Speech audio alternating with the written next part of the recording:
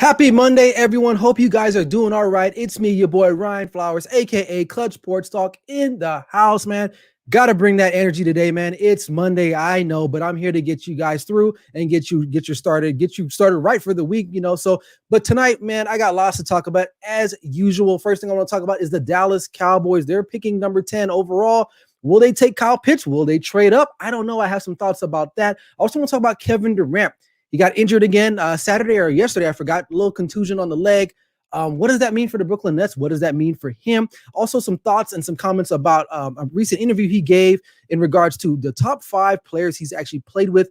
One player was noticeably left off that list. I'll talk about that. Michael Jordan will be presenting Kobe Bryant into the Hall of Fame. This is really special, man. It means a lot, especially for me being a Kobe fan and a Michael Jordan fan. I'll talk about that. Also want to talk about the Jake Paul-Ben Askren fight on Triller this past Saturday. Oh, man, what a circus. That was crazy, man. And I might have a moment or two where I have to be that old man, get off my lawn type situation. So bear with me. And finally, tonight, I want to talk about the European Super League. You're like, what is that? Well, I don't talk about soccer much, but I think this was very noteworthy. The top 12 European soccer clubs in Europe have decided to break off from their respective leagues, and they're going to create their own league. I'll share my comments on that and thoughts, and let me know what you guys think in the comment section below. I'm streaming live right now on Facebook, Twitter, YouTube, and Instagram. So without further ado, sit back and relax and enjoy the show. This is Clutch Sports Talk Live with me, Ryan Flowers. Let's go.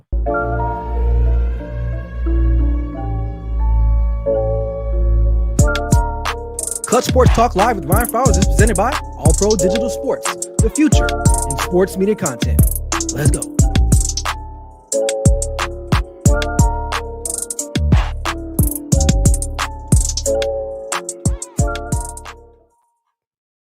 Welcome in, everyone, for wherever you're listening to. If you're watching me on Instagram right now, streaming, if you're watching me on Facebook, Twitter, and YouTube, what's up, man? Hope you guys are doing all right. Before I get the show started, I want to make sure I get some clerical information out there for you guys. Make sure you follow me on all my social media platforms. I'm on Twitter at clutch_talk.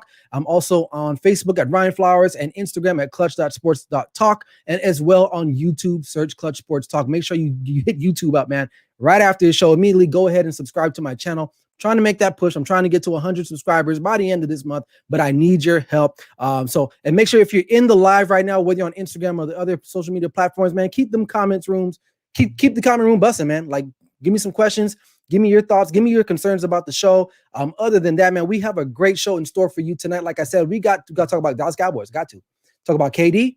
Going to talk about Michael Jordan, Kobe Bryant. We're going to be talking about the Jake Paul-Ben Askren fight, and then finally the Super League and going on in soccer right now. So without further ado, let's get it going. First thing first. So for those of you who don't know, I am a Cowboys fan. As you can see, I don't know if you can see that behind me. It says Casa de Cowboys. That's Espanol for House of Cowboys. I'm not sure if the translation is really correct. It was a sign that was given to me, but hey, I don't know.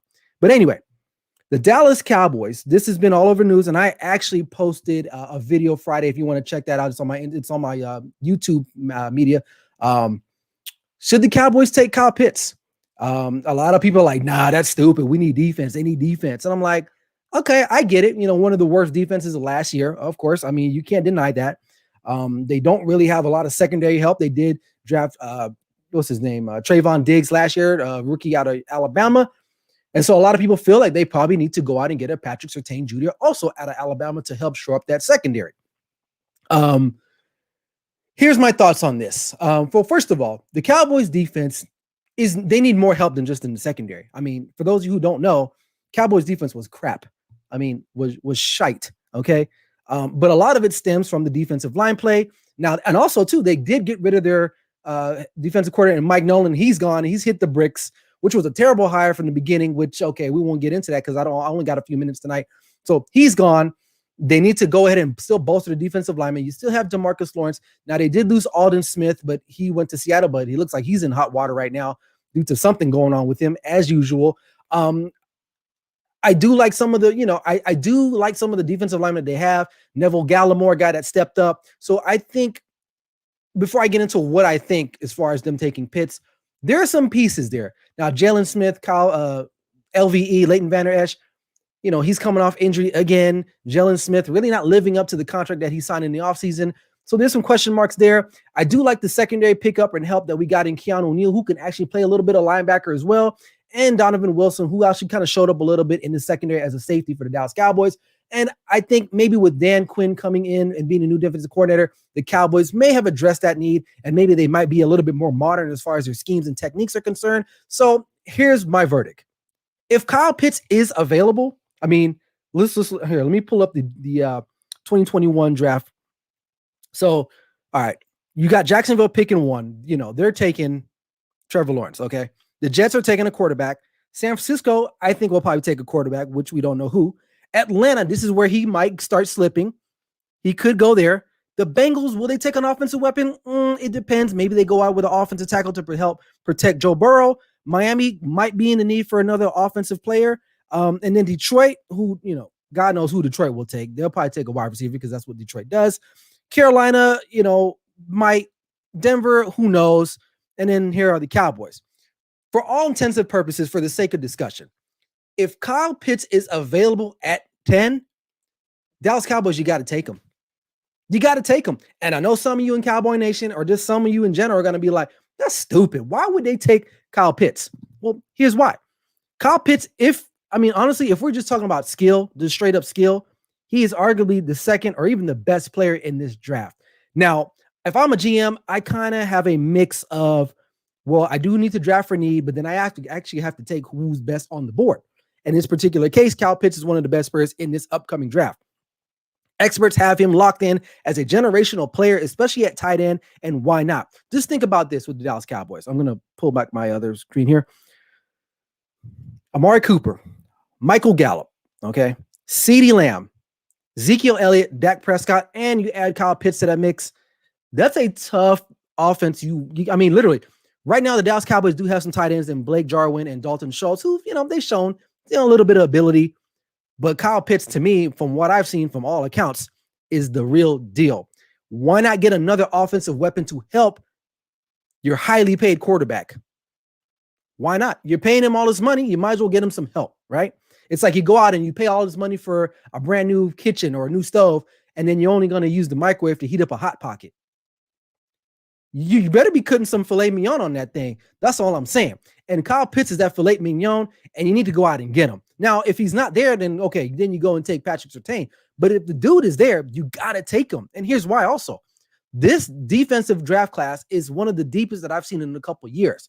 Now, they may not be able to get Patrick Surtain because he won't fall to number 2. He won't even be in the 3rd round. And then some other guys like a J.C. Horn and a Caleb Farley who might not be there as well. But I will say there are some other notable guys.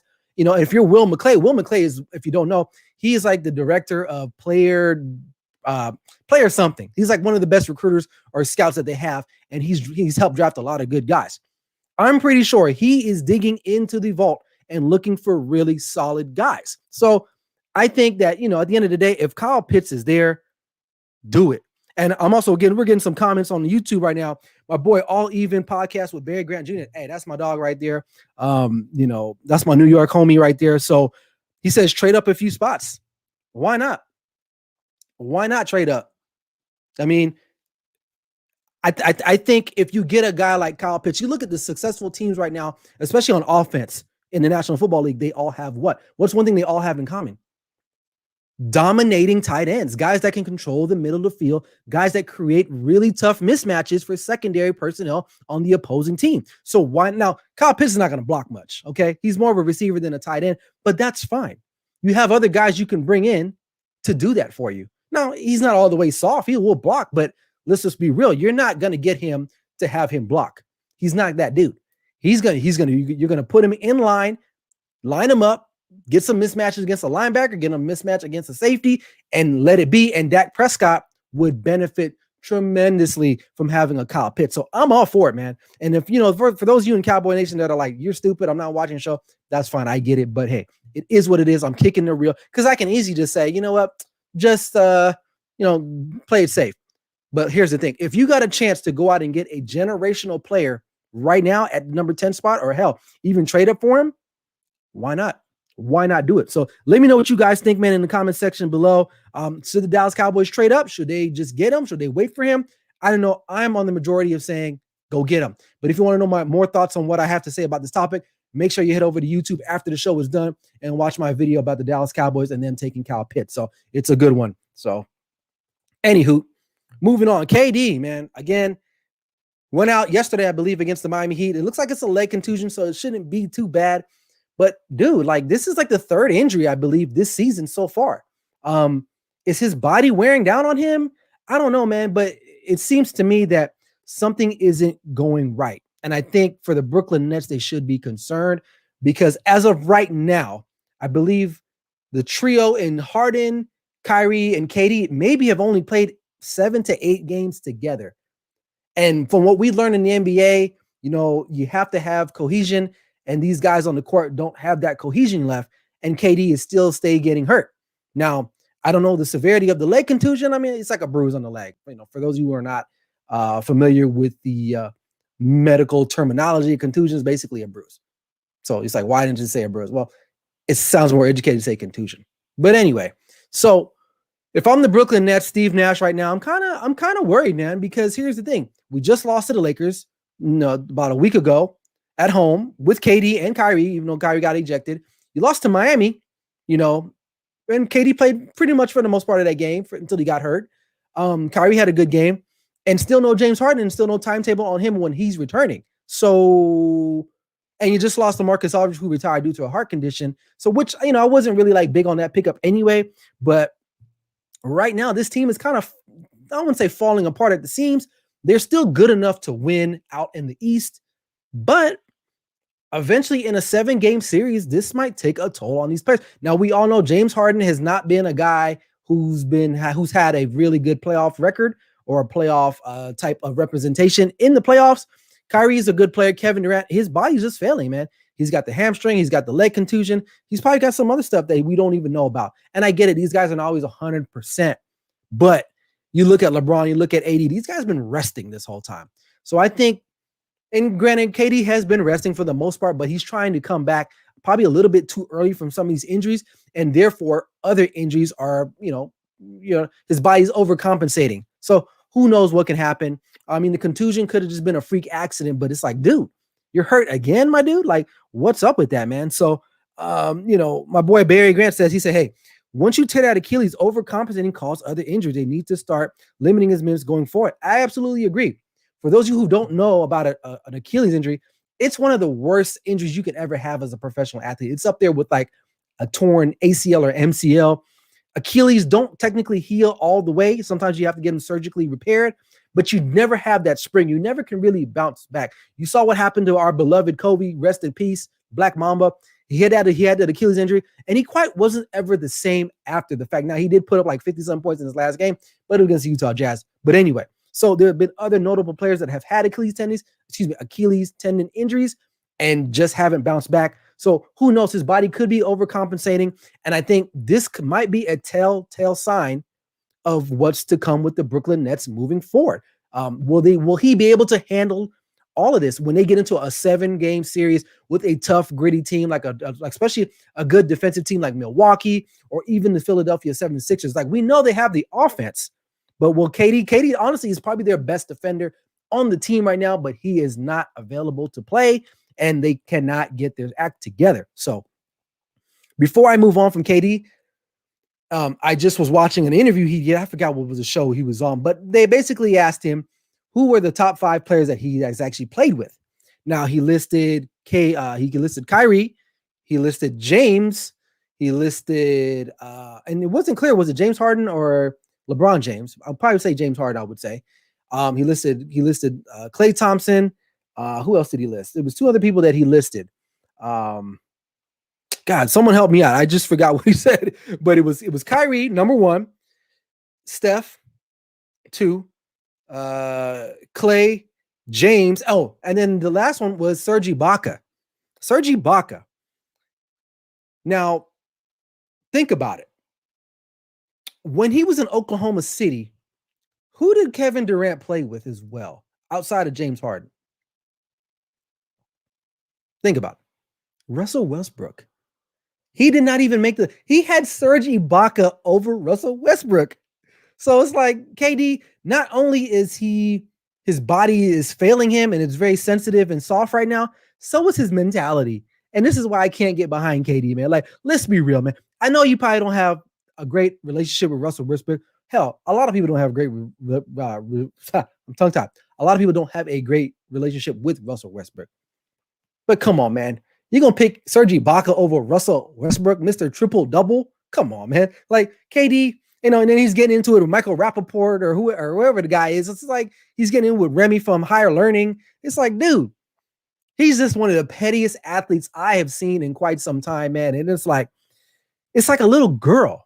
Like, no offense to little girls, but he acts like a little punk sometimes. And it's like, that's why I can't get behind him. And anything that he does, I won't congratulate him on. All his championships that he won in Golden State, they mean nothing to me.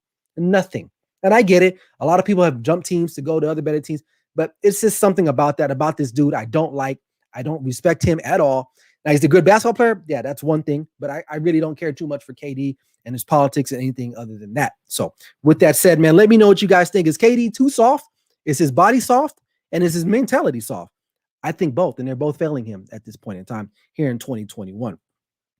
All right, moving along. Real quick, Michael Jordan was announced that he will be presenting Kobe Bryant in the next Hall of Fame, Basketball Hall of Fame induction. This means a lot, man, because here's the thing. Kobe, for years, I'm 37, so I got to see Michael and Kobe both, I would say in their primes for the most part. And we like to compare LeBron and Michael Jordan as far as like who's the greatest and who's the GOAT. But one thing I will say, anybody that emulated Michael Jordan the most has to be Kobe Bryant. As far as the mentality, the mannerisms. I mean, here, you can see, for those of you watching on YouTube, you can see the graphic there. Kobe Bryant played like Michael Jordan. He just didn't care. He called out teammates. He called out everybody. He called out people in the stands. He called out the guy selling popcorn in row 58. Didn't matter. And that's how Michael Jordan was. So it's fitting.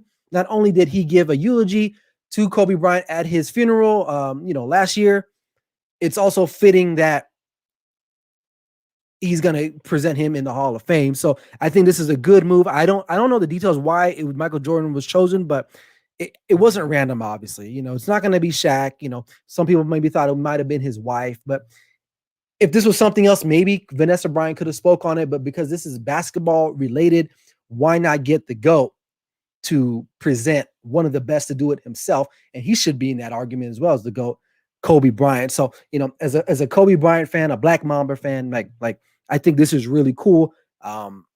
It's just too bad that he's not alive.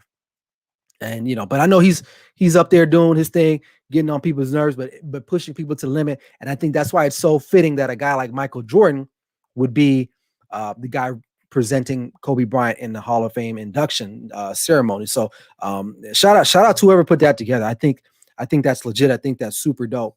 I mean, literally, let me know in the comment section, do you think there's anybody else who would be fitting enough to present Kobe Bryant? I mean, literally, you think about their games. I mean, when you look at when they're in the post or when they're pulling up from a 15-foot jump shot, like it's almost identical. It's crazy to me how identical these two players were. So like I said, again, that's pretty dope, man. That's pretty dope. And you already know Mike's going to keep it real.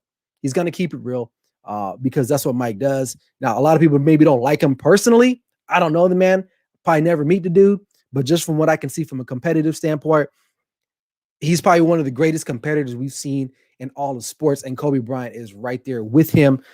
So again, shout out to whoever put this together. Michael Jordan is definitely the right man for this particular job. So, hopefully, I don't know when that's going down, but I'll be glued in for that for sure. All right, moving right along. All right. So the moment has come for me to be that, oh man, get off my lawn soapbox type of routine here. My boy, Barry Grant says, I think Powell or Jerry West. Yeah. I can see Powell. Jerry, yeah, because he did, he helped, put together that trade. But if they did Powell, I think Powell would have been good too. Powell or Michael Jordan, I think would have been to Genie. I don't know. Genie's too like, I don't know. But anyway, back to the Jake Paul Triller fight card. Now, before I talk about the fight, I don't know what Triller is, even to this day. Triller, I guess they're like a YouTube of some sorts. Let me know what it is, because I still don't even know. So this is their second fight promotion, I believe, that they put together. The last one they put together was the notable Mike Tyson versus Roy Jones. Bout that Roy Jones really didn't want no part of, just wanted to get the check. And then obviously the infamous Nate Robinson got knocked the hell out fight by who? Jake Paul. But this was interesting. Now, Snoop first appeared on Triller as a commentator for the first fights back when Mike Tyson did his first bout. Now they brought him back and they featured him. And don't get me wrong, I got mad love for Snoop. That's the Unc. I'm from LA, from the West Coast. My parents live in Carson, right down the street from Long Beach. So, LBC, whoop-de-woo. You know what I'm saying? But it was just it was poorly done. And I get it, they want, and then Steve Urkel showed up. Jaleel White showed up, and they were talking about selling weed, which, I don't like care if that, you know what I mean? Like, I don't talk about people that smoke weed. It is what it is. I personally don't partake in it. That's a personal choice. But if you do, that's great. Like, I'm not mad at you. Like, if that's how, that's what you do, that's what you do. But here's the thing. I'll watch it because I'm going to talk trash about it. But here's the thing. I'll watch anything that's interesting. And it definitely was interesting, but then yet annoying at the same time. But I could not take my eyes off of it. So they had a few fights, like nobody particular, really spectacular. They had some Colombian reggaeton. I don't know who he was. He got, plastered by Joe Fournier. Don't know who he is. Some other guys fought. It was like, who cares? Oscar De La Hoya shows up. He's super drunk or super high. He's talking about his fight in July 6th. Who knows? Everyone's smoking weed. Pete Davidson shows up and he's like making things awkward as well because he's an awkward looking dude. Backyard boxing at its fine. Honestly, I think backyard boxing was way more interesting what took place on Saturday night. So you fast forward, and then they had like this hour concert. Now I know from what I read in an article that Triller is like trying to get into like the streaming concert type media deal. So maybe they're trying to entice people to kind of like, hey, we got concerts we're going to be promoting. Like, why not? Like, let's do it. Like, buy us. Right? So the fight cost $50. Now I didn't pay $50, so I cannot confirm or deny that I paid $50. But let's just say I watched it. So the hour-long concert took place with like Doja Cat, Saweetie, Justin Bieber came on. Some other guys came out there too. And I was just like, what the hell is going on? So that was poorly done. Then we get to the Jake Paul, Ben Askren fight. What an abomination. Now, I'm waking up to this morning to see people like really all for it, giving Jake Paul all the credit. And I'm just like, dude, I must be getting old because I think that was just an abomination to boxing. And I have family friends that are really into boxing, like for real, like professional boxers. One of my good friends, his son's a professional boxer. And shout out to the War Machine, DJ Zamora. Shout out to him. He's fighting May 8th in Denver, Colorado. So I got to get him on the show because he's a professional boxer and he's young. He's a young fighter, upcoming. I believe he's 4-0. And he does this for real. And I'm not saying Jake Paul doesn't train. He doesn't do this for real. But it's like people that are like, hey, man, we need to give him his respect. It's like, bro, who has he fought? Nate Robinson shouldn't count. Ben Askren shouldn't. Like, who are these guys? I don't even know who the first guy he fought, to be honest with you. Now, if he gets in there with like a legitimate boxer, a guy that has a pedigree or at least have some fights under his belt, and he does his thing, I'll be the first to come on my show and be like, bro, you did your thing, bro. Like, good on you. Hey, man, I will say he's got some power. He knocked another man out. He's got power. But is he going to do that against a professionally trained boxer? I highly doubt it. And I think because he has a social media following, he's able to do this. And what makes it even worse is that you got guys like Oscar De La Hoya. We have Ryan Garcia, who's one of the youngest champs right now we have in boxing. They're all for it. They're all for it, dude. And I think that's what makes it hurt even more so is that you have reputable guys in the fight game pushing this. It's one thing if it was like the boxing world was like, this is stupid, this is crazy. But no, Oscar De La Hoya is a Hall of Famer. Ryan Garcia is a world champion, and he's best friends with Jake Paul.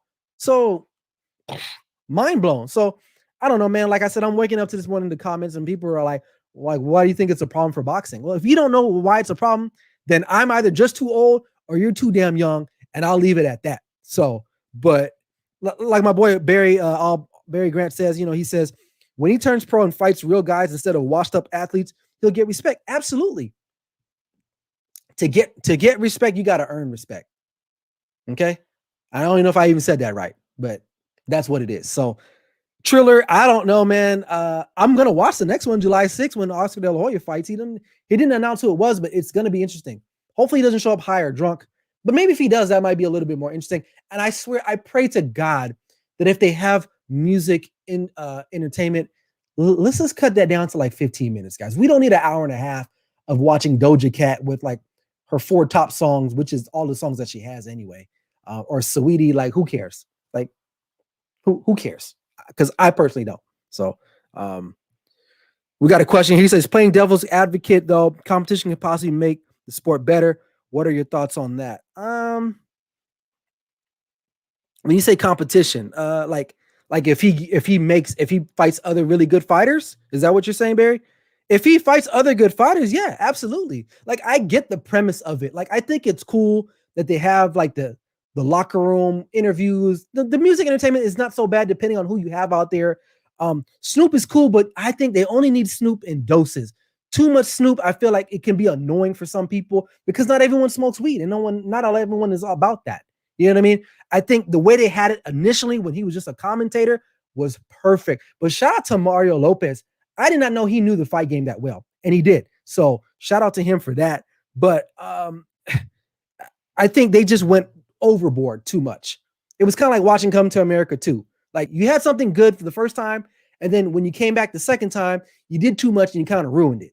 So that's just kind of how I felt. Like, so I don't know. We'll see how it goes. So moving on, man. This wasn't even on the show. I had to add this on the show tonight because people just, I get it. I get where people are coming from. So for those of you who don't know, European soccer is huge. For those of you who've never been to Europe, soccer is big. Soccer is, especially like places like the UK, United Kingdom, like the Premier League, that's like our NFL. That's what they're talking about. There are people like me talking about the Premier League.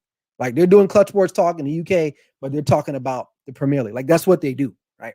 So 12 of the top European teams, and I'll get the list up here, and I don't know all of them by name for the most part, but I do know the ones that I watch because I do watch a lot of soccer. So you have Tottenham right here, from right to left, Liverpool, Manchester United, Real Madrid, Manchester City, Chelsea, Juventus, Arsenal, and Barcelona, Real Madrid, Barcelona, or whatever.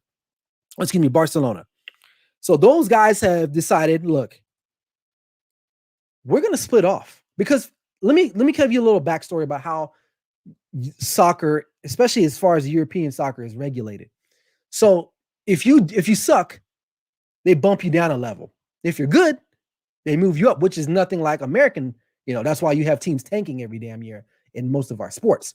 So like say the worst team right now in the NFL was who's picking first? The Jacksonville Jaguars, right? So say we had like another NFL league, the Jags wouldn't even be drafting. They would just got kicked out. So would have like the Jets and the Niners, et cetera, et cetera. Now, if they went down and won their league, they have a chance to come back up.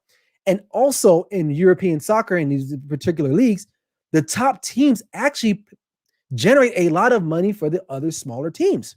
So these guys, the top teams, decided, you know what? We tired of making money for these fools. Like, who cares? Let's split off. Now, a lot of people don't like this. And I get it because they look at it as, well, it's greedy. And it's like, oh my God, like rich people keep getting rich. But here's the thing, man. Rich people stay rich. That's why they're rich. And interesting enough, this is one of the most purest examples of capitalism, right? Most of these teams are owned by who? American businessmen, American companies. JP Morgan, the bank, I think they're in for like $500 million to sponsor this Super League. And I'm okay with it. I'm an American. I believe in capitalism. And if you're not, then I get it. I understand that. That's your opinion. But here's the thing, man. Like, who cares? I watch a lot of soccer. And I told one of my friends that I said, I don't really care to watch Manchester City play West Brom. Like, who cares? Now, I will be up for watching Manchester City versus Juventus, because why?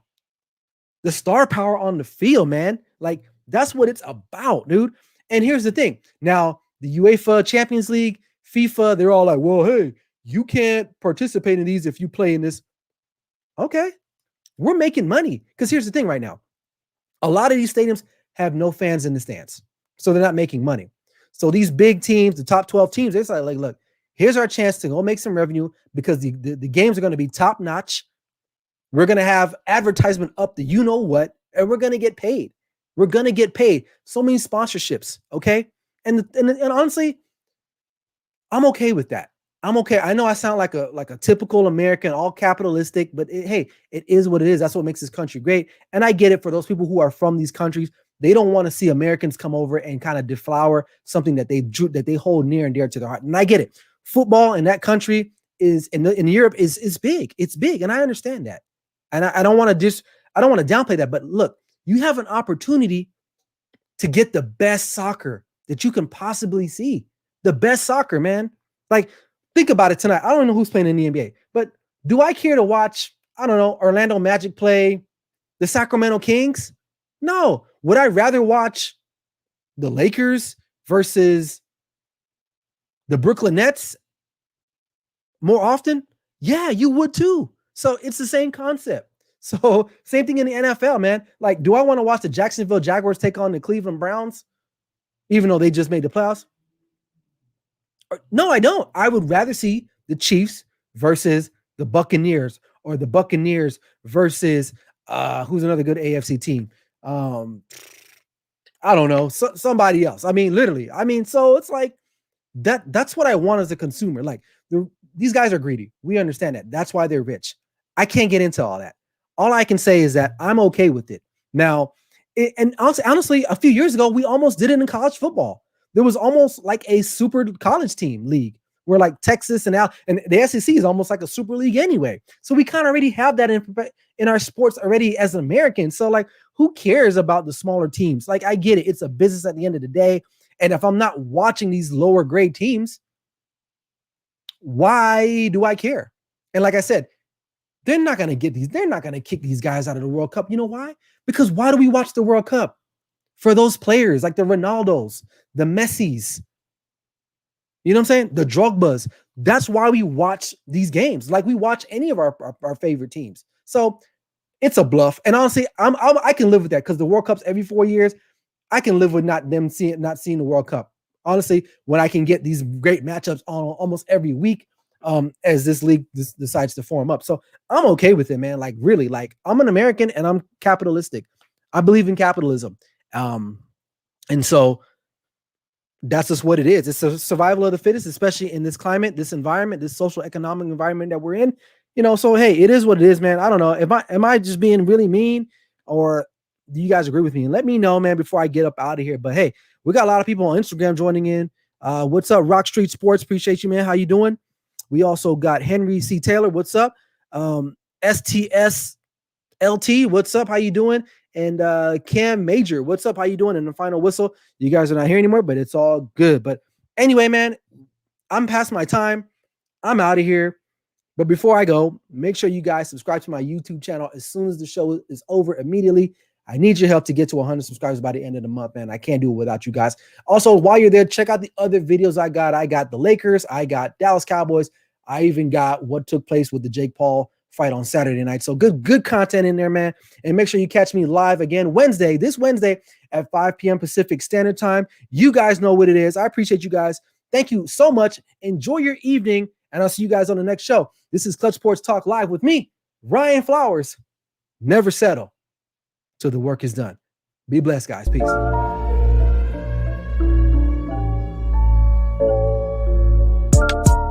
Clutch Sports Talk Live with Ryan Flowers is presented by All Pro Digital Sports, the future in sports media content. Let's go.